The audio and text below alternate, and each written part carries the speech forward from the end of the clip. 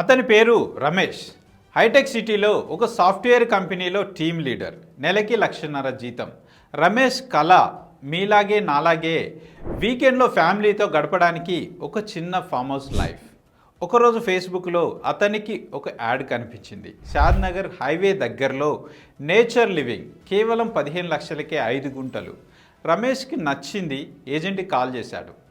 Agent రమేష్ని సైట్కి తీసుకెళ్ళి, ఇక్కడ క్లబ్ హౌస్ వస్తుంది, ఇక్కడ స్విమ్మింగ్ పూల్ వస్తుంది, వచ్చే నెలలో రేట్లు డబుల్ అవుతాయి, ఇప్పుడే బుక్ చేసుకోండి అని చెప్పాడు. రమేష్ లాజిక్ మిస్ అయ్యాడు, ఎమోషన్కి కనెక్ట్ అయ్యాడు. తన సేవింగ్స్, ఫ్రెండ్స్ దగ్గర అప్పు చేసి మొత్తం 15 లక్షలు కట్టేశాడు. కానీ వాళ్ళు చేతిలో పెట్టిన డాక్యుమెంట్ పేరు యూడిఎస్, అన్డివైడెడ్ షేర్. అంటే ఏంటో తెలుసా? నీకు ఆ వెంచర్లో పలానా ప్లాట్ అని బౌండరీస్ ఉండవు, కానీ ఆ 100 ఎకరాల వెంచర్లో నీకు ఒక చిన్న వాటా ఉంటుంది. ఇక్కడే మీకు ఒక బేసిక్ రూల్ చెప్పాలి. తెలంగాణ రెరా చట్టం ప్రకారము ఇలాంటి ప్రీ లాంచింగ్ యూడిఎస్ సేల్స్ మీద ప్రభుత్వం చాలా సీరియస్గా ఉంది. పర్మిషన్లు రాకుండా, రెరా రిజిస్ట్రేషన్ లేకుండా మీ దగ్గర డబ్బులు వసూలు చేస్తే అది చట్టరీత్యా నేరం. దానికి పెనాల్టీలు కూడా భారీగా ఉంటాయి. సరే, కట్ చేస్తే 2 సంవత్సరాలు గడిచాయి. ఒక ఆదివారం రమేష్ తన డ్రీమ్ ప్లాట్ను చూసుకోవడానికి వెళ్ళాడు. సీన్ చూస్తే షాక్. అక్కడ క్లబ్ హౌస్ లేదు, స్విమ్మింగ్ పూల్ లేదు, కనీసం కాంపౌండ్ వాల్ గేట్ కూడా లేదు. అక్కడ ఒక వార్నింగ్ బోర్డు ఉంది. ఇది ప్రభుత్వ అసైన్డ్ భూమి, అక్రమ ప్రవేశం నేరం అని రాసి ఉంది. ఇది చాలా సీరియస్ విషయం. ఎందుకంటే అసైన్ ల్యాండ్ అంటే పేదలకు బతుకుదెరువు కోసం ప్రభుత్వం ఇచ్చే భూమి. 1977 పిఓటి చట్టం ప్రకారం దీన్ని అమ్మడం కానీ కొనడం కానీ పూర్తిగా నిషేధం. ఒకవేళ మీరు తెలియక కొన్నా కూడా ఆ సేల్ డీడ్ చెల్లదు. ప్రభుత్వం ఎప్పుడైనా ఆ భూమిని వెనక్కి తీసుకోవచ్చు. మీకు ₹1 కూడా పరిహారం రాదు. ఇక రమేష్ భయంతో బిల్లర్కి కాల్ చేశాడు. స్విచ్ ఆఫ్ అయ్యింది. బోర్డు కూడా తిప్పేశారు. అప్పుడు రమేష్కి అర్థమైంది, తను కొన్నది వీకెండ్ డ్రీమ్ కాదు, ఒక లాంగ్ లీగల్ బ్యాటిల్. కోర్టుల చుట్టూ తిరిగే ఒక నరకం. ఇక్కడ మనం బాగా గమనిస్తే రమేష్కి చదువు ఉంది, తెలివి ఉంది, డబ్బు ఉంది, కానీ అతనికి farm land venture business model వెనుక ఉన్న లీగల్ రియాలిటీ తెలియదు. అందుకే మోసపోయాడు. ఇది రమేష్ ఒక్కడి కథ కాదు. తెలంగాణలో చాలా మందికి వేర్వేరు రూపాల్లో ఇలాంటి ట్రాప్స్ జరుగుతూనే ఉన్నాయి. సొంతింటి కల నెరవేర్చుకునే మధ్యతరగతి జీవులే వారి టార్గెట్. ప్రీ లాంచ్లు, తక్కువ ధరలో ప్లాట్లంటూ అరచేతిలో వైకుంఠం చూపిస్తారు. Pre launch, buyback, UDS, unlockable space, rental scheme, ఇలా రకరకాలుగా నివాస వాణిజ్య సముదాయాల్లో ఆఫర్ల పేరిట కొనుగోలుదారులకు ఎరవేస్తున్న నిర్మాణ సంస్థలు అనేకం. ఈ వీడియోలో నేను కేవలం సమస్యలను చెప్పి వదిలేయను. మీ చేతిలో 3 ఆయుధాలు పెడతా. అందులో నెంబర్ 1 రూల్స్ అండ్ యాక్ట్స్. కొత్త పంచాయతీరాజ్ చట్టం, మున్సిపల్ యాక్ట్ ఏం చెప్తున్నాయి. Number 2 digital check. మీ ఫోన్ నుంచే 5 నిమిషాల్లో మోసాన్ని ఎలా కనిపెట్టాలి. Number 3 red flags. యూడిఎస్ స్కీమ్లు, ఆన్లైన్లో కనపడని జీపీ ప్లాన్లు, 20 గుంటల కంటే చిన్న ప్లాట్ల లాంటి సమస్యలను ఎలా గుర్తించాలి. ఈ వీడియో పూర్తయ్యేసరికి మీరు ఒక ఫేక్ వెంచర్ని చూడగానే ఇది ఫ్రాడ్ అని ఈజీగా కనిపెట్టేస్తారు. ఓకే, ఇప్పుడు అసలు పాయింట్లకు వెళ్దాం. బిల్డర్లు సడన్గా ఈ ఫామ్ ప్లాట్స్ అంటూ ఎందుకు వచ్చారు? దీని వెనుక ఉన్న అసలు సీక్రెట్ అంటే ఎకానమిక్స్ ఏంటి? దీనికి లీగల్ లాంగ్వేజ్లో ఒక పేరుంది, రెగ్యులేటరీ ఆర్బిట్రేజ్. అంటే రూల్స్ని ఫాలో అవ్వకుండా రూల్స్ మధ్యలో ఉన్న గ్యాప్ని ఉపయోగించి ఎక్కువ అమ్మడం, తక్కువ ఖర్చు పెట్టడం. ఒక డెవలపర్ దగ్గర 10 ఎకరాల ల్యాండ్ ఉందనుకోండి. అతను నిజంగా రూల్స్ ఫాలో అయ్యి హెచ్ఎండిఏ లేదా డిటిసిపి అప్రూవల్ తెచ్చుకోవాలి అంటే అతను చాలా గేట్లు దాటాలి. అందులో ఫస్ట్ గేట్ వచ్చేసి నాలా కన్వర్షన్. ముందు ఆ భూమిని వ్యవసాయం నుంచి రెసిడెన్షియల్ ల్యాండ్గా మార్చాలి. దీనికి గవర్నమెంట్ వాల్యూ మీద 3% వరకు గవర్నమెంట్కి కట్టాలి. ఇక number 2 gate road. Approval layout అంటే లోపల రోడ్లు కనీసం 30 అడుగులు ఉండాలి. అంటే కొన్న భూమిలో మేజర్ పార్ట్లు రోడ్లకే పోతుంది. ఇక 3వ గేట్ వచ్చేసి ఓపెన్ స్పేస్. మొత్తం లేఅవుట్లో 10% భూమిని పార్కుల కోసం పబ్లిక్ స్పేస్ కింద ఫ్రీగా వదిలేయాలి. అందులో ప్లాట్లు వేయకూడదు. ఇక 4వ గేట్ వచ్చేసి మార్ట్గేజ్. 15% ప్లాట్లని ప్రభుత్వానికి తాకట్టు పెట్టాలి, అంటే మార్ట్గేజ్ చేయాలి. రోడ్లు, డ్రైనేజ్ పూర్తి చేశాకే ఆ ప్లాట్లను రిలీజ్ చేస్తారు. అప్పటిదాకా వాటిని అమ్మడానికి లేదు. సో నిజాయితీగా వెళ్తే ఖర్చు పెరుగుతుంది, అమ్మే స్థలం తగ్గుతుంది, టైం పడుతుంది. ఇప్పుడు షార్ట్కట్ మార్గం చూద్దాం. అదే ఈ ఫామ్ ప్లాట్ మోడల్. పేపర్ మీద ఆ భూమిని అగ్రికల్చర్ ల్యాండ్గానే ఉంచుతారు, కన్వర్ట్ చేయడు. నో ట్యాక్స్, నాలా కన్వర్షన్ చెయ్యలేదు, సో ట్యాక్స్ మిగిలిపోతుంది. నో స్టాండర్డ్స్, 30-40 అడుగుల రోడ్లు ఎందుకు, జస్ట్ 20-25 అడుగుల మట్టి రోడ్లు వేసేస్తాడు. నో పార్క్స్, పార్కులు ఉండవు, ఖాళీ స్థలం వదలడు, ప్రతి గజం ప్లాట్ కిందనే లెక్క. ఇక నో మార్ట్గేజ్, ఎవరికీ జవాబుదారితనం లేదు, మొదటి రోజే 100% ప్లాట్లు అమ్మేసుకోవచ్చు. దీనివల్ల ఏమవుతుంది, అదే 10 ఎకరాల్లో అప్రూవ్ లేఅవుట్లో కంటే డబుల్ ప్లాట్లు సృష్టిస్తాడు, రేటు తక్కువకిస్తాడు. అప్పుడు బయ్యర్కి ఎలా అనిపిస్తుంది, సరే పక్క వెంచర్లో గజం 15,000 చెప్తున్నారు, ఇక్కడ 8,000, సూపర్ డీల్ కదా అనుకుంటారు. కానీ ఒక్క నిమిషం ఆలోచించండి, మీకు తక్కువ రేట్ ఇవ్వడం అతని మంచితనం కాదు, అతను రూల్స్ని బైపాస్ చేసి ఆ సేవ్ చేసిన డబ్బుతో మీకు ఎరవేస్తున్నాడు. ఇక్కడే ఇంకో సైలెంట్ కిల్లర్ ఉంది, అదే అప్రోచ్ రోడ్. బ్రోచర్లో డెవలపర్ మీకు 40 అడుగుల రోడ్డు గీసి చూపిస్తాడు, మీరు హైవే నుంచి రోడ్డు బాగుంది కదా అని కొనేస్తారు. కానీ గ్రౌండ్ రియాలిటీ చూస్తే ఆ రోడ్డు ప్రభుత్వ రికార్డులో అంటే నక్షాలో ఉన్న రోడ్డు కాదు, అది పక్క ప్లాట్ అతంది, లేదా ఎవరో రైతుది ప్రైవేట్ పట్టా భూమి అయి ఉంటుంది, లేదా మీకు వెంచర్ అమ్మిన ఓనర్దే అయి ఉంటుంది. రేపు ఆ భూమి ఓనర్ గేట్ పెట్టేస్తే లేదా దారి మూసేస్తే మీ ప్లాటు లాక్డ్ అసెట్ అయిపోతుంది. మీ ప్లాట్లోకి వెళ్ళడానికి హెలికాప్టర్లో దిగాల్సిందే తప్ప వేరే దారి ఉండదు. ఇలాంటి కేసులు నేను చాలా చూశాను. అందుకే ఈ రూల్ రాసుకోండి, road in brochure is not equal to road in revenue record. Me plot road ఎప్పుడు రెవెన్యూ రికార్డ్స్లో ఉండాలి. రెవెన్యూ మ్యాప్లో నక్షలో దారి ఉందా లేదా చెక్ చేయకపోతే మీ ఇన్వెస్ట్మెంట్ బ్లాక్ అయినట్టే. ఇక్కడే లీగల్ రిస్క్, అస్సలు సమస్య స్టార్ట్ అవుతుంది. మీరు కొన్న తర్వాత రిజిస్ట్రేషన్ డాక్యుమెంట్లో ఆ భూమి వ్యవసాయ భూమిగానే ఉంటుంది, కానీ మీరు అక్కడ రెసిడెన్షియల్ హౌస్ కట్టాలనుకుంటే పర్మిషన్ ఎవరిస్తారు, అది అప్రూవ్ లేఅవుట్ కాదు కాబట్టి బిల్డింగ్ పర్మిషన్ రాదు. రేపు ఎల్ఆర్ఎస్ స్కీమ్స్ వస్తాయో రావో గ్యారంటీ లేదు. ఆఫీసర్స్ వచ్చి ఇది అనధికార వెంచర్ అని బోర్డు పాతితే మీరు అక్కడ ఇల్లు కట్టలేరు, అమ్మలేరు. ఒకవేళ ఇదే క్వశ్చన్ మీరు వాళ్ళని అడిగితే మీ భయం పోగొట్టడానికి, సార్ ఇదిగో సర్పంచ్ గారి సంతకం, ఇదిగో పంచాయతీ తీర్మానం కాపీ, పక్కా లీగల్ సార్ అంటారు. దాన్ని చూడగానే మీరు నమ్మకండి.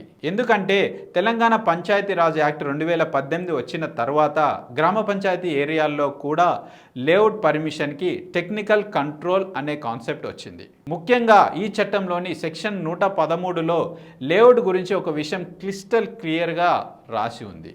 టెక్నికల్ శాంక్షన్ అథారిటీ అప్రూవ్ లేకుండా ఏ లేఅవుట్ని కూడా అప్రూవ్డ్ అని ట్రీట్ చేయడానికి వీల్లేదు. సింపుల్గా చెప్పాలంటే గ్రామ పంచాయతీకి సొంతంగా టెక్నికల్ శాంక్షన్ ఇచ్చే పవర్ లేదు, అంటే లేఅవుట్ పర్మిషన్ పవర్ లేదు. ఇక్కడ డెవలపర్ గ్రామ పంచాయతీలో ఇచ్చిన లేఅవుట్ ప్రపోజల్ని గ్రామ పంచాయతీ సెక్రటరీ దాన్ని టెక్నికల్ శాంక్షన్ అథారిటీ అంటే డిటిసిపి లేదా హెచ్ఎండికి ఫార్వర్డ్ చేయాలి. టెక్నికల్ అథారిటీ రూల్స్ అన్నీ చెక్ చేసి రోడ్లు ఓపెన్ స్పేస్ సరిగ్గా ఉంటే టెక్నికల్ శాంక్షన్ ఇస్తారు. ఆ టెక్నికల్ శాంక్షన్ ఆర్డర్ వచ్చిన తర్వాత మాత్రమే గ్రామ పంచాయతీ ఫైనల్గా లేఅవుట్ని శాంక్షన్ చేయాలి. ఇది జరగకుండా డైరెక్ట్గా సర్పంచ్ సంతకం ఉంటే ఆ కాగితానికి చిత్తు కాగితంకి ఉన్నంత విలువ కూడా ఉండదు. గుర్తుంచుకోండి, ఆ టెక్నికల్ నంబర్ లేకుండా అంటే ఎల్పి నంబర్ లేకుండా కేవలం జీపీ లెటర్ హెడ్ మీద పర్మిషన్ ఉంటే అది అప్రూవ్ లేఅవుట్గా లీగల్గా నిలబడదు. రేపు అనాథరైజ్డ్ కేటగిరీలో పడే రిస్క్ 100% ఉంది. ఇదే కాదు, ఇంకా కన్జ్యూమర్స్ కోసం మరో రక్షణ కవచం సెక్షన్ 113లో ఉంది. ప్రతి డెవలపర్ ఆ లేఅవుట్లోని అమ్మే స్థలంలో 15% భూమిని గ్రామ పంచాయతీకి మార్ట్గేజ్ చేయాలి. రోడ్లు, డ్రైనేజీ, లైట్లు అన్ని పర్ఫెక్ట్గా వేశాకే అధికారులు వచ్చి చెక్ చేసి ఆ ప్లాట్లను రిలీజ్ చేస్తారు. అప్పటి వరకు ఆ ప్లాట్లను అమ్మకూడదు. అంటే మీ వెంచర్ లేఅవుట్లో ఆ మార్ట్గేజ్ పార్ట్ లేదంటే మీరు అలర్ట్ అవ్వాలి. అది ఫేక్ అయ్యే ఛాన్స్ 99% ఉంది. అదే కాదు, చట్టంలో సెక్షన్ 268 ప్రకారం టెక్నికల్ శాంక్షన్ లేకుండా గ్రామ పంచాయతీ గనక లేఅవుట్కి పర్మిషన్ ఇస్తే ఆ సర్పంచ్ పైన, ఆ పాలక వర్గం పైన చర్యలు తీసుకునే అధికారం చివరికి ఆ బాడీని డిజాల్వ్ చేసే అధికారం అంటే రద్దు చేసే అధికారం కలెక్టర్కి ఉంది. ఈ భయంతో ఇప్పుడు చాలా గ్రామ పంచాయతీలు జస్ట్ సైన్ పెట్టేస్తాం అనే రిస్క్ తీసుకోవడం తగ్గించాయి. కానీ ఇక్కడ ఇంకో కొత్త డేంజర్ ఉంది. పాత తేదీలతో పాత లెటర్ హెడ్లతో ఫోటోషాప్ సీల్స్ తోటి అప్రూవ్ లాగా సృష్టించే ప్రయత్నం చేస్తున్నారు. అందుకే మీ చేతికి పేపర్ ఇచ్చినా సరే ఆ పేపర్లో ఎల్పి నెంబర్ చెక్ చేయకుండా నమ్మొద్దు. ఇప్పుడు తెలంగాణలో చాలా గ్రామ పంచాయతీలు మున్సిపాలిటీలో లేదా కార్పొరేషన్లో కలిశాయి. మీరు ఎక్కడైతే ఫామ్ ప్లాట్ అని కొంటున్నారో అదే ఏరియా రేపు అర్బన్ లిమిట్స్ అంటే మున్సిపాలిటీ లేదా కార్పొరేషన్లోకి వచ్చేసరికి రూల్స్ సడన్గా సాఫ్ట్ నుంచి హార్డ్ అవుతాయి. మీరు ఈ మధ్య హైదరాబాద్లో హైడ్రా స్పీడ్ చూస్తున్నారు కదా. ఇండియా కన్వెన్షన్ పై హైడ్రా బుల్డోజర్ పంజా విసిరింది. గ్రేటర్ హైదరాబాద్ పరిధిలో హైడ్రా దూకుడు కొనసాగుతుంది.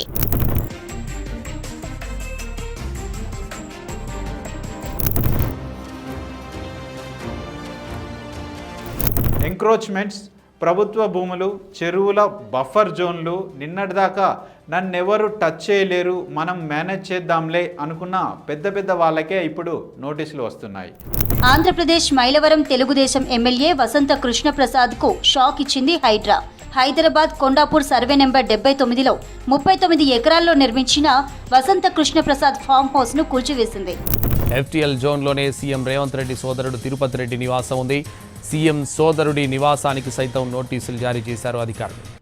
బుల్డోజర్లు దిగుతున్నాయి.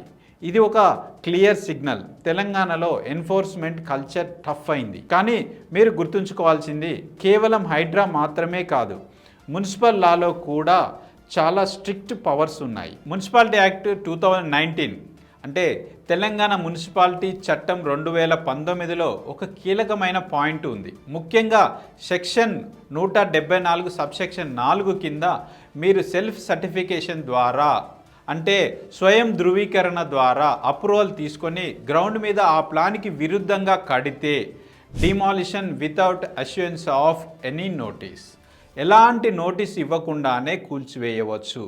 దీని అర్థం చాలా సీరియస్.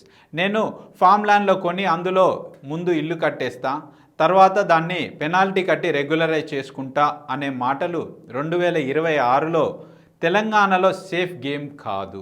ఇంకొక మేజర్ రిస్క్ మ్యాప్ గురించి మాట్లాడాలి. చాలామంది ఫామ్ ప్లాట్స్లో డబ్బు పోగొట్టుకునేది అప్రూవల్స్ వల్ల మాత్రమే కాదు, water bodies and government lands వల్ల. మీరు గూగుల్ మ్యాప్లో చూస్తారు, పచ్చగా ఉంది, చెట్లు ఉన్నాయి, సేఫ్ అనుకుంటారు. కానీ అది ఎఫ్టీఎల్లో ఉందా, బఫర్లో ఉందా, లేదా పక్కనే ఉన్న నాలా అలైన్మెంటు ఈ ప్లాట్ మీదుగా పోతుందా చూడరు. రీసెంట్గా జరిగిన కూల్చివేతలు చూశారు కదా. మీ దగ్గర సేల్ డీడ్ ఉండొచ్చు, రిజిస్ట్రేషన్ ఉండొచ్చు, కానీ మీ ప్లాట్ కనుక వాటర్ బాడీస్ షికమ్ ల్యాండ్లో ఉంటే ఎన్ఫోర్స్మెంట్ బుల్డోజర్ ఆగదు.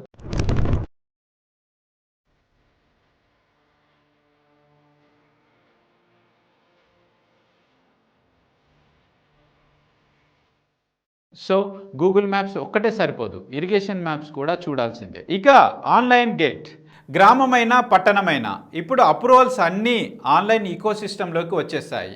ఇక్కడ చాలామందికి తెలియని విషయం ఏంటంటే ప్రభుత్వం మెమో నెంబర్ 7740/86/2021 ద్వారా గ్రామ పంచాయతీ లేఅవుట్స్ కూడా టీఎస్ బీపాస్ ద్వారానే ప్రాసెస్ చేయాలి. పాత మాన్యువల్ పద్ధతులు చెల్లవు. జిల్లా కలెక్టర్ దీని హెడ్గా ఉంటారు. సో పాయింట్ ఏంటంటే నా ఫామ్ ల్యాండ్ ఉన్నది పల్లెటూరులో కదా, ఇక్కడ రూల్స్ లైట్ తీసుకుంటారు అనే రోజులు పోయాయి. సిస్టమ్ ఇంటిగ్రేటెడ్ అయింది. ఇప్పుడు ఒక ప్రాక్టికల్ ట్రూత్ చూద్దాం.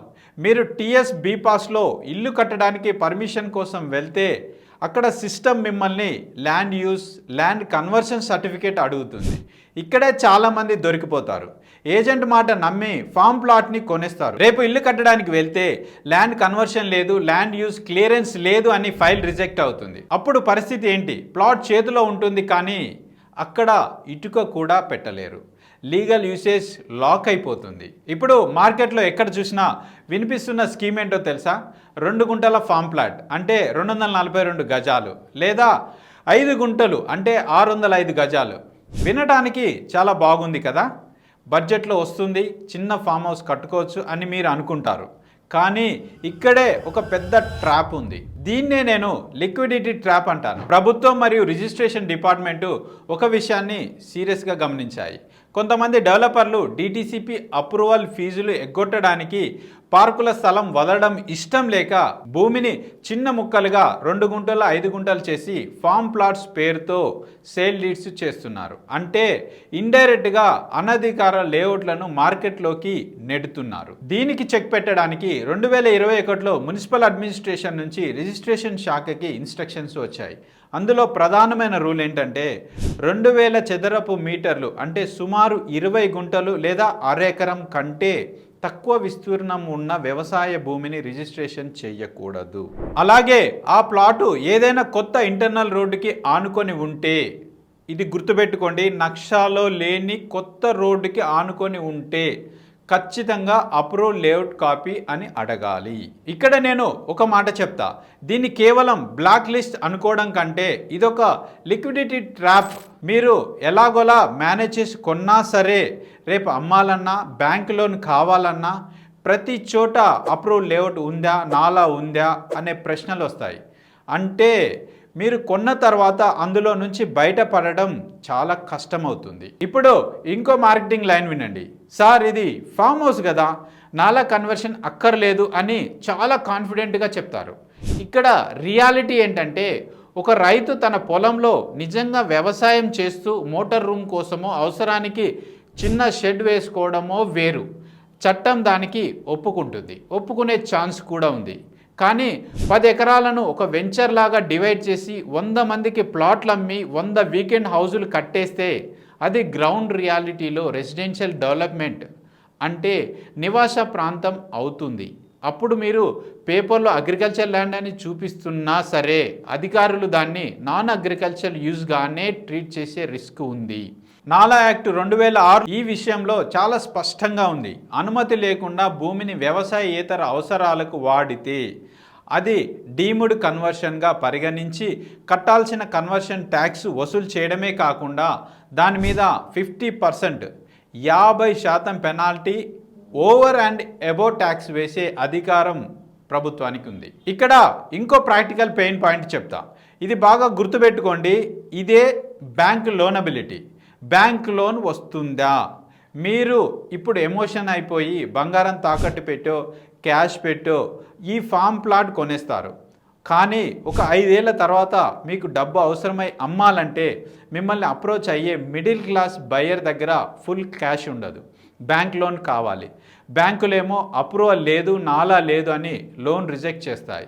లోన్ రాకపోతే బయ్యర్ కొనలేడు, బయ్యర్ కొనకపోతే మీరు అమ్మలేరు. గుర్తుపెట్టుకోండి, లోనబిలిటీ లేనిది అసలు ఇన్వెస్ట్మెంటే కాదు, అదొక డెడ్ అసెట్. ఇప్పుడు స్కామ్స్ గురించి మాట్లాడదాం. అందులో మొదటిది ల్యాండ్ అనే పేరు చెప్పి జనాల దగ్గర డబ్బుల్ని పూల్ చేయడం. మీకు అగ్రిగోల్డ్ కేసు గుర్తుంది కదా? స్థిరాస్తి వ్యాపారం ముసుగులో ప్రజల నుంచి భారీ డిపాజిట్లు సేకరించి నిలువునా ముంచేసిన ఆర్థిక సంస్థ అగ్రిగోల్డ్ వ్యవహారం. అగ్రిగోల్డ్ బాధితులు పెద్ద ఎత్తున ఆందోళనలు సాగిస్తున్నారు. దాదాపు 6,600 కోట్ల రూపాయలకు పైగా వసూలు చేసి మోసం చేసింది అగ్రిగోల్డ్. తమను ప్రభుత్వం వెంటనే ఆదుకోవాలని కోరుతున్నారు అగ్రిగోల్డ్ బాధితులు. కష్టపడి కూడబెట్టిన డబ్బును అగ్రిగోల్డ్లో పెట్టుబడి పెడితే నట్టేట ముంచిపోయారని ఆవేదన వ్యక్తం చేస్తున్నారు. ఎందుకు వేల మంది రోడ్డున పడ్డారు? ఎన్ఫోర్స్మెంట్ డైరెక్టరేట్ వాళ్ళే క్లియర్గా చెప్పారు, ఇది రియల్ ఎస్టేట్ ముసుగులో నడిచిన ఒక మోసపూరిత scheme, fraudulent collective investment scheme అని.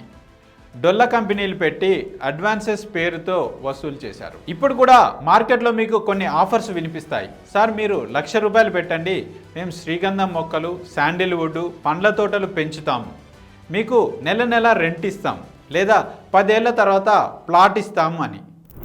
మంచిర్యాల జిల్లా కోటపల్లి మండలంలో ఎర్రచందనం మొక్కల పేరిట ఓ ప్రభుత్వుడు గరానా మోసానికి తెరలేపాడు. నీగిరిలో ఎర్రచందనం మొక్కలు ఉన్నాయని పిలుచుకెళ్లారు. చూపించినప్పుడేమో పెద్ద మొక్కలు ఉన్నాయి. ఇది నీ పేరు రిజిస్ట్రేషన్ చేస్తాను, 6-4 లక్షలు ఇవ్వమన్నారు. సరే అంతా బాగానే ఉందని దీని మీద పెట్టుబడి పెడితే బాగా లాభాలు వస్తాయని చెప్పారు. చెప్పగానే ఆ మాటలు నమ్మేసి నేను ఒక 5 లక్షలు ఆయన చేతికి అమౌంట్ ఇచ్చాను. ఆయన రిసిప్ట్ కూడా ఇచ్చారు నాకు. ఇది రెండోసారి నేను ఒక 2 నెలల వ్యవధిలో పోయి చూస్తే అక్కడ ఏం లేదు. ఇక్కడ మీరు గుర్తుపెట్టుకోవాల్సిన గోల్డెన్ రూల్, సెబీ రెగ్యులేషన్స్ ప్రకారము సెబీ దగ్గర రిజిస్ట్రేషన్ సర్టిఫికేట్ లేకుండా ఎవరు కూడా ఇలాంటి కలెక్టివ్ ఇన్వెస్ట్మెంట్ స్కీమ్స్ని స్పాన్సర్ చేయడం కానీ నడపడం కానీ చేయకూడదు. ఇది ఎవరి ఇష్టం వచ్చినట్టు వాళ్ళు చేయగలిగే బిజినెస్ కాదు.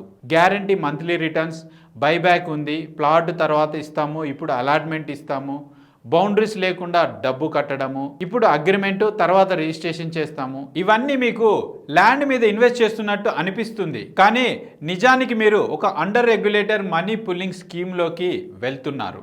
రేపు కంపెనీ బోర్డు తిప్పేస్తే మీకు ల్యాండ్ ఉండదు, డబ్బు ఉండదు. సెబీ అప్రూవల్ లేని ఇలాంటి స్కీమ్స్ జోలికి వెళ్ళకండి. ఇది హై రిస్క్ టెరిటరీ. ఇక రెండో స్కామ్ చూద్దాం. ఇది ఇప్పుడు చాలా common, UDS, undivided share. Sir ఇది ప్రీ లాంచ్ ఆఫర్, అప్రూవల్స్ రాకముందే కొంటే సగం రేటుకే ఇస్తాం, మీకు యూడిఎస్ రాసిస్తాం అంటారు. అంటే ఫస్ట్లో చెప్పినట్టు రమేష్ స్టోరీ అన్నమాట. అసలు ఈ యూడిఎస్ అంటే ఏంటి? మీరు ఒక పెద్ద భూమిలో చిన్న ఫ్రాక్షనల్ షేర్ కొంటారు, కానీ ఇది నా ప్లాట్ అని చూపించే ఫిక్స్డ్ బౌండరీస్ కానీ ప్లాట్ నెంబర్ కానీ మీకు ఉండదు. ప్రాజెక్ట్ అప్రూవల్స్ రావాలి, లేఅవుట్ మార్కింగ్ జరగాలి, డెవలప్మెంట్ అవ్వాలి, అప్పుడే అది ప్లాట్ అవుతుంది. ఇక్కడ రెండు ప్రమాదాలు ఉన్నాయి. ఒకటి డెడ్ క్యాపిటల్ రిస్క్, అప్రూవల్స్ రాకపోతే చాలా ప్రీ లాంచ్లలో జరిగేది ఇదే, మీ యూడిఎస్ పేపరు ముక్కగా మిగిలిపోతుంది. ఇక రెండు సేల్ ప్రాబ్లం. రేపు మీరు దీన్ని అమ్మాలంటే మిగతా 100 మంది యూడిఎస్ ఓనర్స్ అందరూ సంతకాలు పెట్టాల్సి రావచ్చు.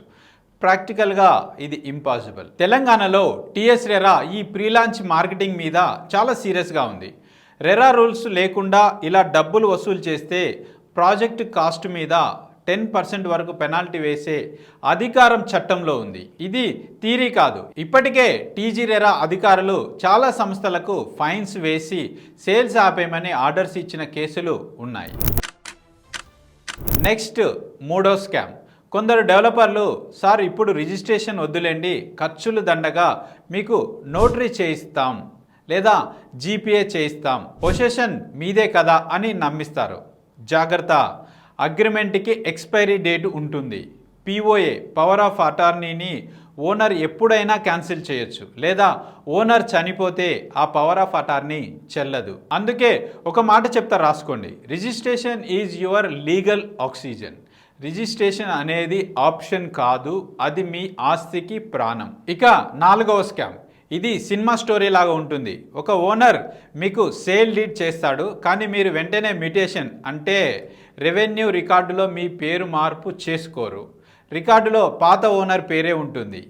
అదే గ్యాప్ని వాడుకొని ఆ ఓనర్ వేరే అమాయకుడికి పాత పాస్బుక్ చూపించి మళ్ళీ అమ్మేస్తాడు. ఇప్పుడు తెలంగాణలో ధరణి ఆర్ భూభారతి వచ్చాక ఇవి తగ్గాయి, కానీ పాత రికార్డుల విషయంలో ఈ రిస్క్ ఇంకా ఉంది. ఇక్కడ ఇంకో సైలెంట్ కిల్లర్ కూడా ఉంది. Telangana assign lands POT act 1977 ప్రకారము పేదలకు ఇచ్చిన అసైన్ ల్యాండ్ని అమ్మడం కొనడం రెండూ చెల్లవు. కోర్టులు కూడా చాలాసార్లు దీన్ని సీరియస్గా చెప్పాయి. అందుకే రిజిస్ట్రేషన్ డిపార్ట్మెంట్ వెబ్సైట్లో ప్రొహిబిటెడ్ ప్రాపర్టీస్ లిస్ట్ అంటే 22A ఉంటుంది. అందులో సర్వే నెంబరు ఉందేమో చెక్ చేయకుండా మీరు డీల్ చేయొద్దు. రియల్ ఎస్టేట్లో ఇన్ని రిస్కులు, ఇన్ని రూల్స్ ఉన్నాయి కదా అని భూమి కొనడం మానేయాలా అంటే అవసరం లేదు. కాకపోతే మీరు స్మార్ట్ ఇన్వెస్టర్గా మారాలి. ఇప్పుడు నేను మీకు ఒక ప్రాక్టికల్ 7 స్టెప్ వెరిఫికేషన్ సిస్టమ్ చెప్తా. దీన్ని మీరు ఆఫీసులో ఉన్నా ఇంట్లో ఉన్నా మీ ఫోన్లోనే చెక్ చేయొచ్చు. చిన్న గమనిక, కొన్ని సర్టిఫైడ్ కాపీలకు గవర్నమెంట్ ఫీజు ఉండొచ్చు, కానీ నేను చెప్పే ఈ బేసిక్ వెరిఫికేషన్ చాలా వరకు ఫ్రీయే. ఓకే, ఈ 7 స్టెప్స్లో లెటస్ ఇది first step, land ownership and nature check. Survey number లేకుండా ఒక్క అడుగు కూడా ముందుకు వేయద్దు. సర్వే నెంబర్ ప్లస్ గ్రామం ప్లస్ మండలం వివరాలు తెలుసుకోండి. తెలంగాణ అధికారిక land record portal Bhubharati CCLA land status open చేయండి. అందులో know your land status and land details సెర్చ్లోకి వెళ్ళి 3 పాయింట్స్ చూడండి. అందులో ఫస్ట్ పాయింట్ వచ్చేసి పట్టాదారు నేమ్, మీకు అమ్ముతున్న వ్యక్తి పేరే అక్కడ ఉందా. ఇక రెండోది వచ్చి నేచర్ ఆఫ్ ల్యాండ్, అక్కడ పట్టా అని ఉందా. ఒకవేళ అసైన్డ్, గవర్నమెంట్, వక్ఫ్, ఎండోన్మెంట్ అని కనిపిస్తే డీల్ని అక్కడే స్టాప్ చేయండి. ఇక మూడోది ప్రొహిబిటెడ్ లిస్ట్, ఆ సర్వే నెంబరు ప్రొహిబిటెడ్ ప్రాపర్టీస్ లిస్టులో ఉందేమో తప్పకుండా చెక్ చేయండి. ఇది ఫస్ట్ ఫైర్ వాల్. 90% స్కామ్స్ ఇక్కడే బయటపడతాయి. ఇక step 2 layout permission reality check. ఇప్పుడు రెండో చెక్. ఏజెంట్ని లేదా డెవలపర్ని ఒక్కటే అడగండి, మీ ఎల్పి నెంబర్ ఇవ్వండి. అది డిటిసిపి లేఅవుట్ అయితే డిటిసిపి వెబ్సైట్లో ఆ నెంబర్ కొట్టండి. అది హెచ్ఎండిఏ పరిధి అయితే హెచ్ఎండిఏ వెబ్సైట్లో చెక్ చేయండి. చెక్ చేయడం తెలియకపోతే అప్రూవ్డ్ కాపీని డిటిసిపి లేదా హెచ్ఎండిఏ ఆఫీస్కి డైరెక్ట్గా వెళ్ళి వెరిఫై చేయండి.